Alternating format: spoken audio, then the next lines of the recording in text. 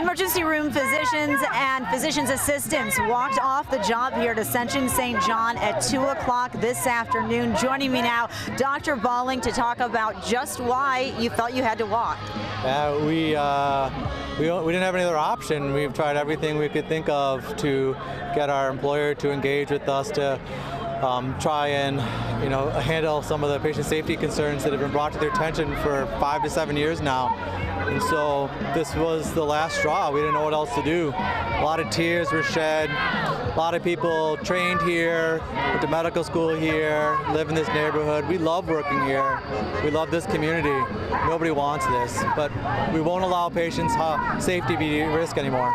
Let's talk a little bit about that, because you are actually employed by Team Health, which they contract then with the hospital. So the hospital remains open, the emergency room remains open, but you're saying you have people waiting 15 hours to see a doctor. It's understaffed, and patient safety is a real concern. Yeah, it's a real concern. Ask anybody leaving the ER on their way out today, right? These are not made up numbers.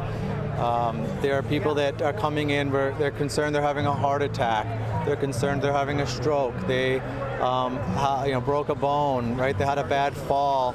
They have a parent who's suffering, a child who's suffering, right? These are all of the reasons people come for emergency service. Their expectation is to be seen expeditiously, and that is not happening here. Our staffing company, St. John's Emergency Services, which is a subsidy of Team Health, has the resources to improve care here, and they're choosing not to do so.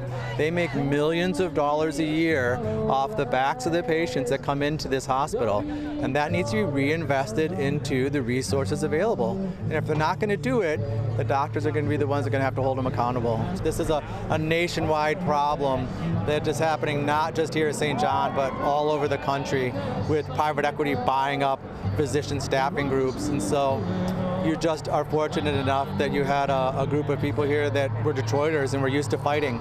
And so Detroit is going to be on the forefront of issues like this.